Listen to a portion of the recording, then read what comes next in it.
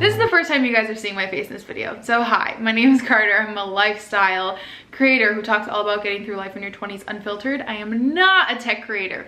So please subscribe, but only if you're interested in lifestyle content. I just love watching unboxings, and I want to share with you guys how I set up my new computer. It's been a few days now, so I've had some time to kind of really hone in on what I want on this computer and be a bit more selective, because I feel like in the past I've just like downloaded everything under the sun. And we're not doing that this time. So I'm going to share with you guys some of the things I do right off the bat when I get a new computer, which that's obviously not often. I did also want to let you guys know why I upgraded my computer. So in 2021, I bought the M1 MacBook Air. It was my first like big girl purchase to myself as a creator. I was watching the video the other day. I had 16,000 subscribers, which like I just can't believe how far we've come since then. And that computer is just such a reflection of like what was to come, and it was a great computer, don't get me wrong. I still highly recommend it if you are in school or you want it for like just personal work admin heavy stuff.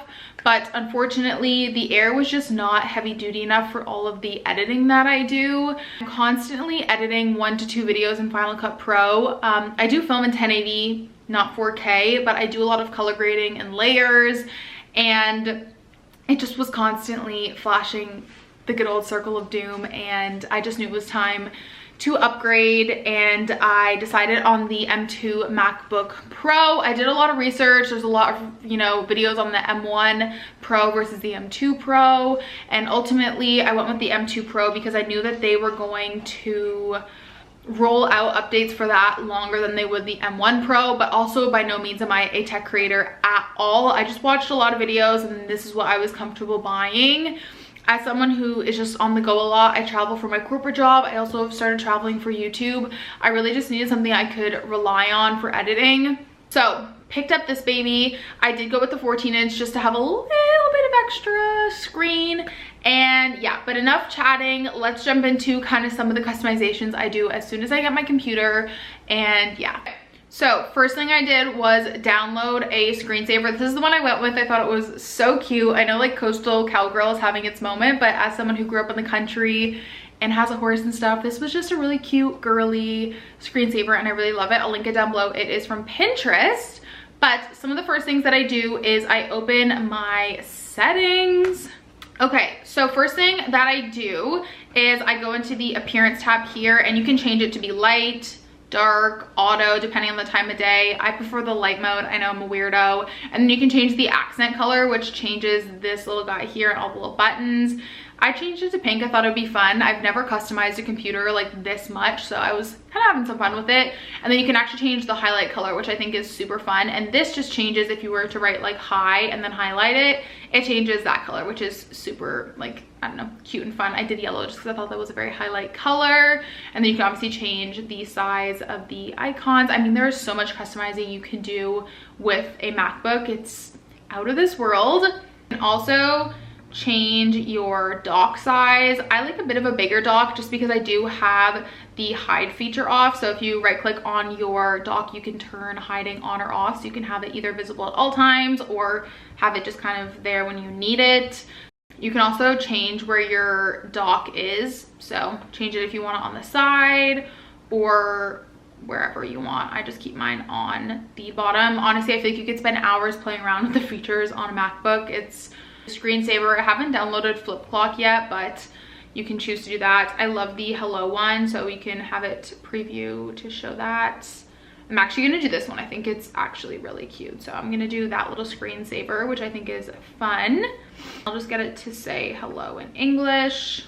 And then one of the first things that I do is I go to the trackpad and I change it, because when you first get a MacBook, your right click or your secondary click, right click in like whatever Windows terms, isn't activated. So I just changed this from off to click in bottom right corner so that it uses as a right click. And those are pretty much all the changes that I do right off the bat in terms of my settings.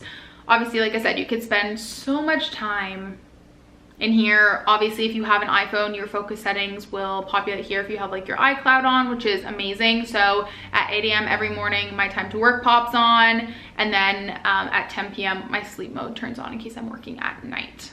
I think I showed this when I was setting it up, but I did download Google Chrome. I am a Chrome girly, and I chose this really, really cute theme. If you guys did not know, you can actually change your theme with Google Chrome, and I'll show you guys how I do that.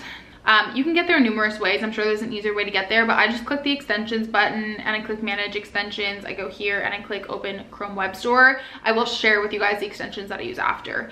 So here you can go to themes, and I believe this is in the Black Artist collection, if I'm not yes, Stay Flow. So it's right here. There's so many that you can browse, like so many. You can also search if you're looking for something in particular.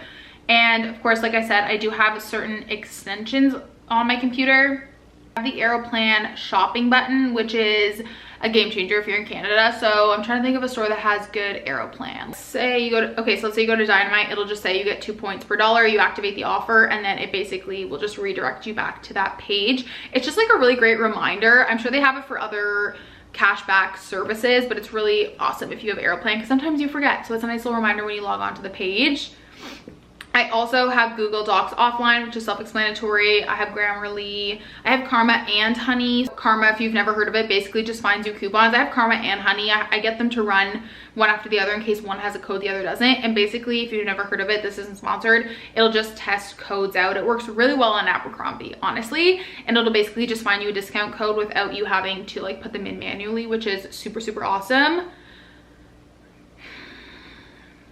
And then it'll tell you how much you save, so like $19, which is awesome. Karma, if you want to sponsor me, I'd love that. I use your extension all the time.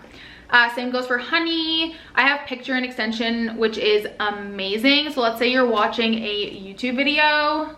I really love this, especially with sit-down videos, because sometimes I like to just watch a sit-down video in the background while I'm doing something else. But obviously, when you're watching on your computer, you can't. But with this extension, you can. So you just click on the Picture and Picture extension.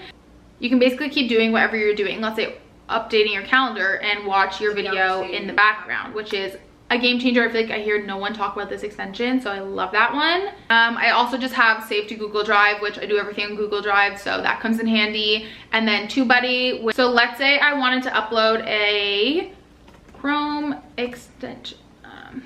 Okay. Let's say I wanted to film a Chrome extensions for productivity video. It will basically tell me how often that video is searched and the common video tags. I think it's a really great extension if you're a creator. And then I also just have Zoom Scheduler, which allows you to plug in Zoom meetings right from your Google Calendar, which is great because I do everything on my Google Calendar. So those are the extensions and kind of the setup I do when I first get a computer. Okay, and then the last thing I want to share with you guys is a hack I hear nobody talk about, and this is using Canva to create your own wallpaper. So obviously we all have Pinterest boards with like quotes and wallpapers and all that kind of stuff, but they're not always in desktop sizing format. So if you guys didn't know, you could do this on Canva, is you can actually make your own desktop wallpaper, and I will show you guys. So basically all you're gonna wanna do is copy and paste the photo that you want. So let's say it's this one, have a nice day. So all you do is you click on the background, click on the color button, and then you click photo colors, and it will match pretty much. I mean, you can sometimes tell a little bit, but you can match 99% the background of the photo. So I feel like I never hear anyone talk about that, and that is like one of the biggest hacks.